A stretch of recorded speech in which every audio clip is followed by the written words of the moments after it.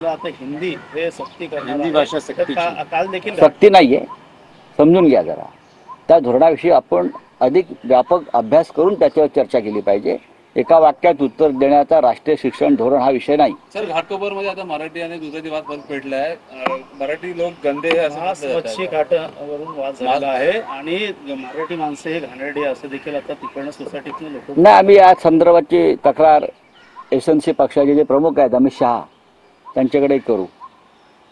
कारण राष्ट्रीय स्वयंसेवक संघाचे भैयाजी जोशी आणि घाटकोपरला जाऊन घाटकोपर हे गुजरात्यांचं असं सांगितलं होतं.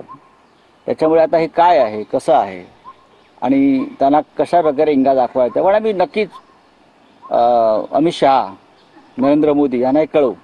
कारण शेवटी त्यांना संपूर्ण या मुंबईचं गुजरातीकरण करायचं आहे आणि त्याला भाजपबरोबरच्या सगळ्या पक्षांचं मुक समर्थन आहे. पण राऊतसाहेब, स्थानिक स्वराज्य संस्थांच्या निवडणुका अजूनही लटकलेल्या अवस्थेत आहेत. मुख्यमंत्र्यांनी एक मुलाखतीत असं म्हटलं की माझ्या हातात असतं तर मी उद्याच निवडणुका घेतल्या असत्या. त्यांच्या हातात 2.5 वर्ष होतं. प्रलंबित आहे. नाही, त्यांच्या हातामध्ये 2.5 वर्ष सरकार होतं. 2 याचिकांचं त्यांना निचरा करता आला असता ना. तेव्हा चंद्रचूड होते ना, म्हणजे त्यांना सहज शक्य होतं. त्यांना हवा तो निकाल घेता आला असता.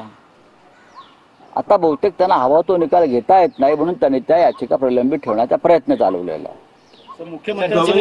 गवईने नवे न्यायाधीश, सरन्यायाधीश म्हणून आता लवकरच रुजू होत आहेत. तुम्हाला काय अपेक्षा आहेत? कारण त्यांच्याकडनं न्यायदेवतेनं जरी चंद्रचूड आणि डोळ्यावरची न्यायदेवतेच्या पट्टी सोडली असली तरी आम्ही न्यायदेवता न्याय देण्याच्या बाबतीत आंधळीच असायला पाहिजे. तिने इकडे तिकडे पाहू नये. आपल्यासमोर कोण आहे त्या पद्धतीनंच न्याय करावा. भूषण गवई यांना 6.5 महिन्याचा कार्यकाळ मिळतो आहे. तो जरी कमी वाटला असला तरी देशाच्या न्यायव्यवस्थेत परिवर्तन घडवायला हे 6 महिने फार भरपूर आहेत. महाराष्ट्राचे सुपुत्र आहेत, विदर्भाचे सुपुत्र आहेत.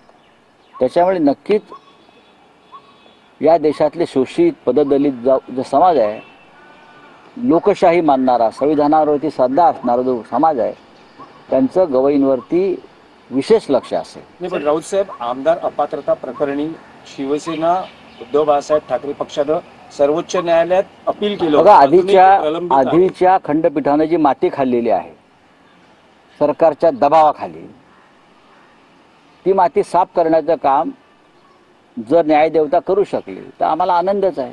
म्हणजे भूषण गवईंकडून तुमची ती बघा, अपेक्षा आहे? ते सर्वोच्च न्यायालयाचे प्रमुख न्यायाधीश आहेत. त्यांच्याविषयी कोणते मत व्यक्त करणं व्यक्तिशः हे राजशिष्टाचाराला आणि याला धरून नाही. घटनेला आमची अपेक्षा आहे की न्यायदेवतेनं न्याय करावा आणि अजूनही वेळ गेलेली नाही.